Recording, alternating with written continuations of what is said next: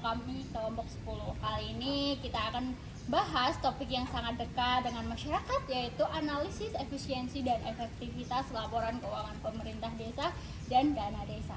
Nah, pernahkah kalian membayangkan gimana uang miliaran rupiah itu diluncurkan ke desa-desa setiap tahunnya itu digunakan untuk apa, dan apakah dana tersebut itu benar-benar dimanfaatkan untuk kepentingan warga atau justru hanya terserap tapi tidak dirasakan manfaatnya. Nah, pasti kalian bertanya, kenapa topik ini dianggap sangat penting? Ya karena sejak dana desa itu digulirkan pada tahun 2015, desa menjadi ujung tombak pembangunan. Tapi apakah pengelolaannya itu sudah baik? Apakah setiap rupiah itu memberikan dampak nyata, dan bagaimana kita bisa tahu itu semua? Nah, kita akan kupas tuntas secara bersama-sama, mulai dari pengertian laporan keuangan desa sampai ke analisis efisiensi dan efektivitas penggunaannya. Nah, kita juga akan membahas tantangan, dasar hukumnya, serta bagaimana masyarakat itu ikut mengawasi.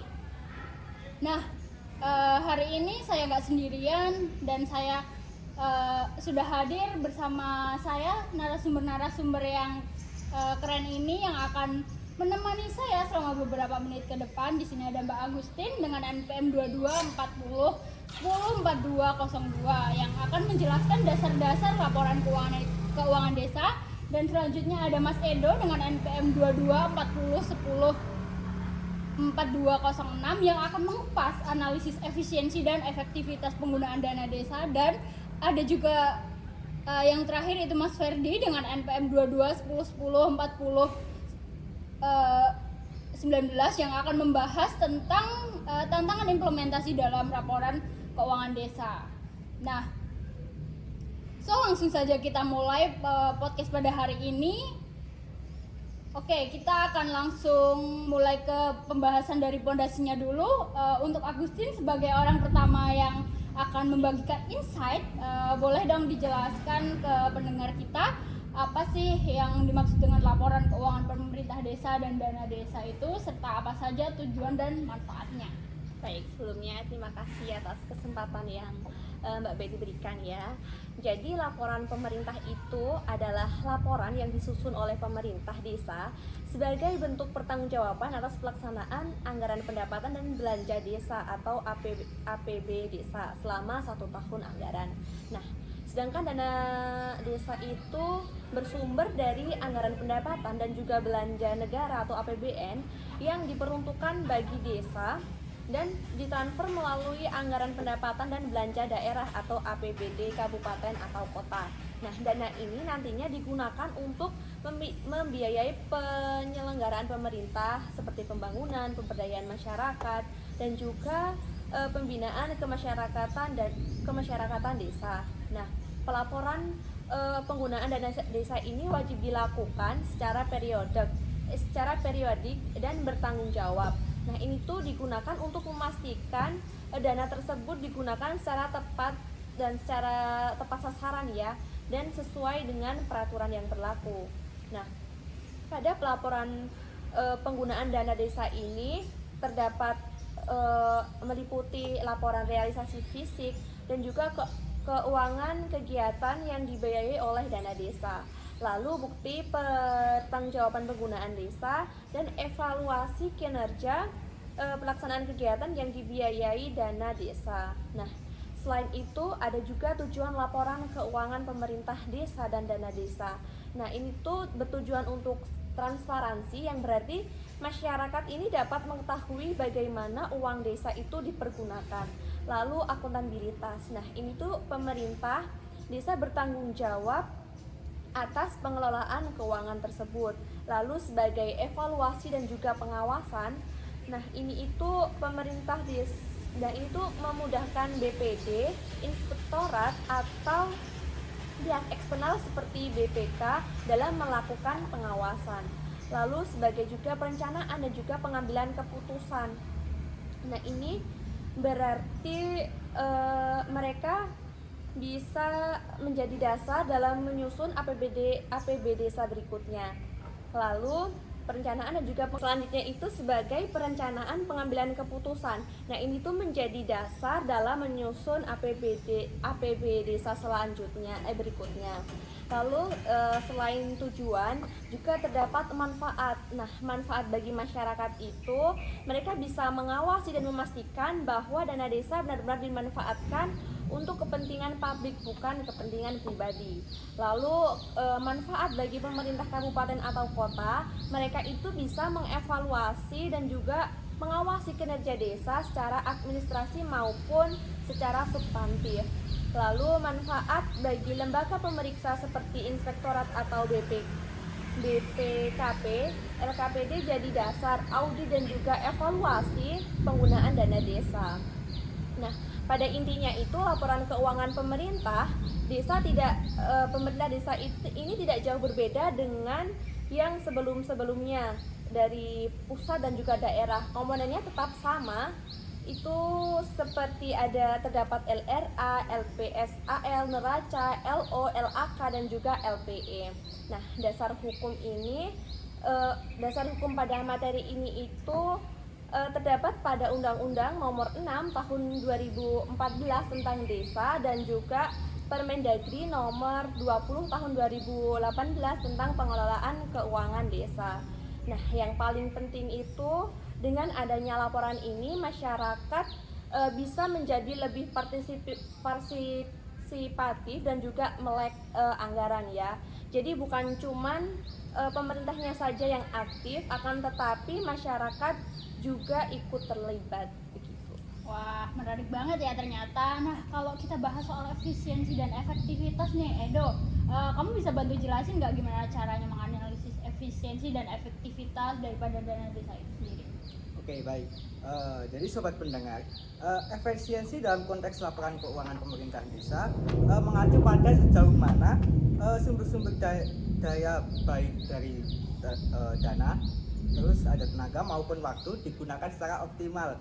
Nah, ini untuk menghasilkan output tertentu. Jadi bukan hanya soal uang habis atau tidak, tetapi juga dikelola dengan baik, dengan sekecil mungkin, namun dengan hasil yang maksimal. Nah, untuk rumus mencari rasio efisiensi yaitu dengan realisasi pendapatan asli daerah atau desa dibagi dengan anggaran pendapatan asli daerah ataupun desa dikalikan dengan 100. Nah, selanjutnya menurut Kemendagri nomor 690 tahun 1996 ada beberapa kriteria tertentu untuk efektivitas keuangan daerah, yaitu misalnya sangat efektif, yaitu dengan nilai efektivitas lebih dari 100%. Nah, selanjutnya untuk efektif itu 90% sampai 100%. Selanjutnya ada cukup efektif dengan 80 sampai 90%. Selanjutnya ada kurang efektif dengan 60% sampai 80%, dan yang terakhir yaitu tidak efektif, yaitu kurang dari 60%. Nah, contohnya gini, misalnya dana desa digunakan untuk membuat jalan sepanjang 1 km.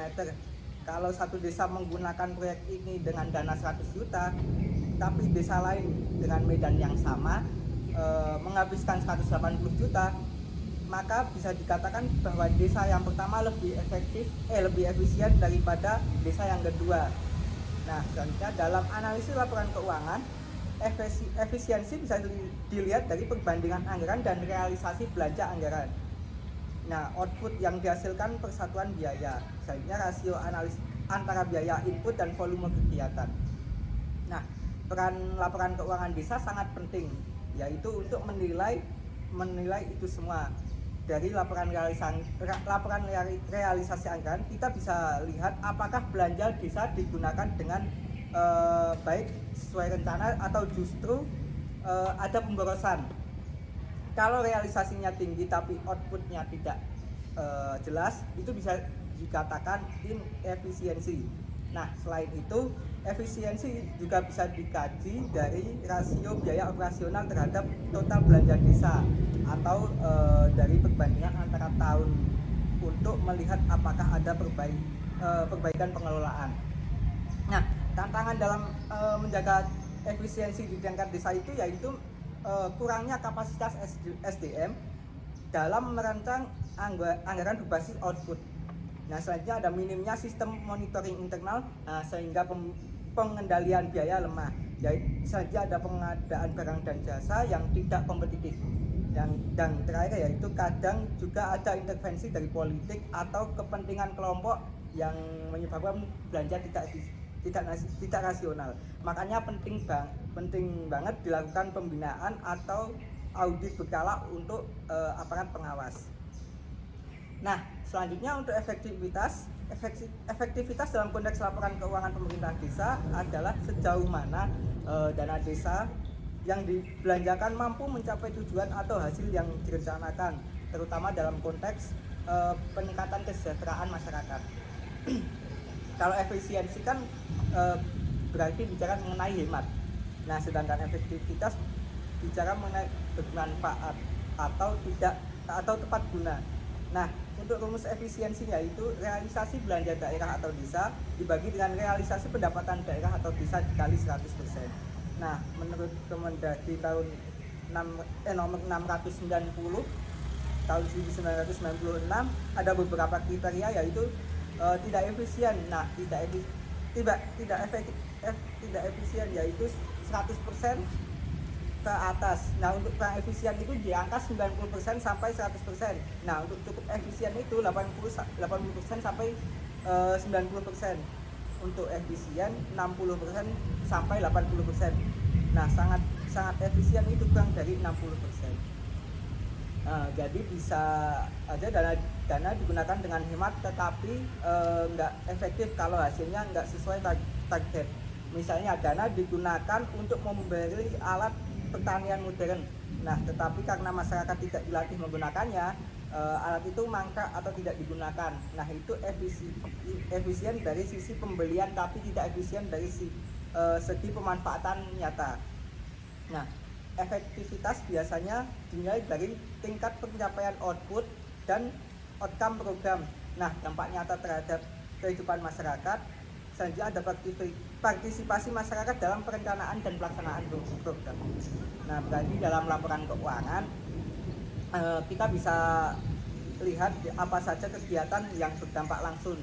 Nah, dari CALK atau catatan atas laporan keuangan, kita bisa baca rincian kegiatan dari narasi yang menggambarkan hasil. Namun, untuk benar-benar mengukur efektivitas, kita juga perlu data kualitatif seperti apakah angka kemiskinan menurun, selanjutnya ada apakah warga puas dengan layanan desa, apakah ada peningkatan produktivitas petani atau UMKM. Nah, ada beberapa hambatan dalam mencapai efektivitas itu, yaitu ada perencanaan yang tidak berbasis kebutuhan nyata, ada kurangnya partisipasi masyarakat sehingga program tidak sesuai dengan aspirasinya. Yang ketiga ada ketergantungan desa pada pihak ketiga sehingga kegiatan tidak berjalan mandiri. Yang keempat ada monitoring dan evaluasi yang lemah. Nah, solusi tertentu dalam memperkuat musyawarah desa melibatkan masyarakat dalam penyusunan EKP desa serta menggunakan indikator capaian yang jelas. Mungkin itu saja bisa. Oke, jadi kita sudah paham ya bahwa penggunaan dana desa itu harus efisien dari sisi anggaran dan juga efektif dari sisi manfaat. Nah, dua hal itu harus berjalan bersama agar keuangan desa itu benar-benar menjadi alat kemajuan. Nah, tapi kan pasti dalam prakteknya itu nggak semudah teorinya ya. Nah, untuk Ferdi bisa diceritakan tantangan yang biasanya muncul dalam pelaporan dan analisis keuangan desa itu sendiri. Betul, Betty. Dan praktek itu tidak semudah teorinya ya. Dan bahkan desa pun ada tantangannya yaitu dalam pelaporan dan analisis keuangan desa.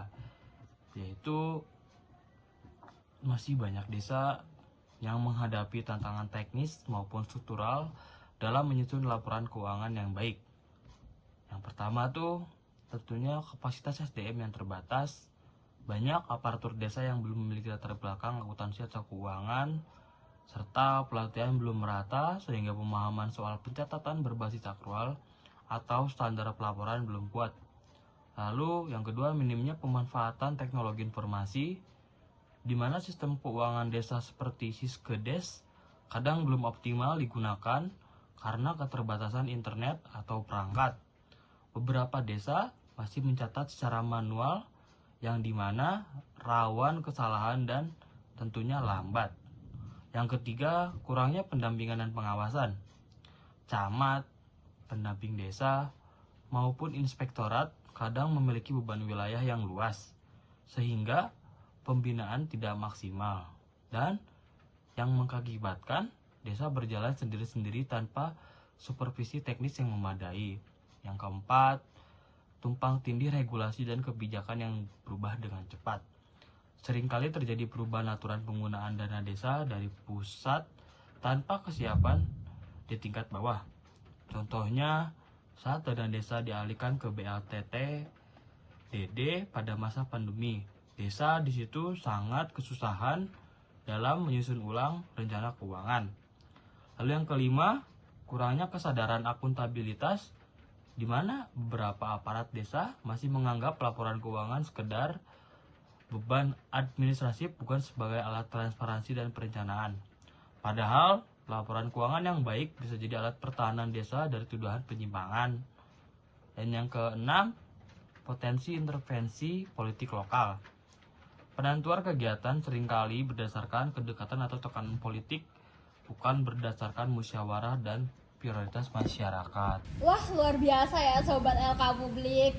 Pembahasan kita hari ini benar-benar membuka wawasan kita tentang gimana pentingnya laporan keuangan pemerintah desa dan penggunaan dana desa itu sendiri yang harus efektif dan juga efisien. Nah, sebagai kesimpulan, kita bisa tarik beberapa poin utama. Yang pertama itu laporan keuangan pemerintah desa itu bukan hanya kewajiban administratif, tetapi juga merupakan alat penting untuk dia tuh memastikan akuntabilitas dan juga transparansi dalam pengelolaan dana publik itu sendiri. Yang kedua itu efisiensi, berarti dia tuh bagaimana desa itu mengelola sumber dayanya itu secara hemat tetapi produktif. Nah, sedangkan efektivitas berarti kita berbicara soal sejauh mana belanja desa itu benar-benar berdampak nyata bagi masyarakat. Dan yang ketiga itu tantangannya itu memang masih banyak ya, mulai dari kapasitas SDM, pemanfaatan teknologi hingga intervensi daripada politik itu sendiri. Tapi di sisi lain potensi perbaikannya itu juga besar, terutama jika masyarakat itu terlibat aktif dalam pengawasan dan juga perencanaan. Jadi Sobat LK Publik, mari kita dukung tata kelola keuangan desa yang lebih baik. Jangan hanya diam sebagai penonton, tetapi jadilah bagian dari masyarakat yang melek anggaran, kritis dan juga peduli terhadap pembangunan di tingkat paling bawah, yaitu desa. Nah, saya Betty dan seluruh tim podcast dari kelompok 10 mengucapkan terima kasih atas waktu dan perhatian kalian semua. Jangan lupa di episode berikutnya dengan topik-topik yang menarik seputar laporan keuangan sektor publik lainnya. Terima kasih.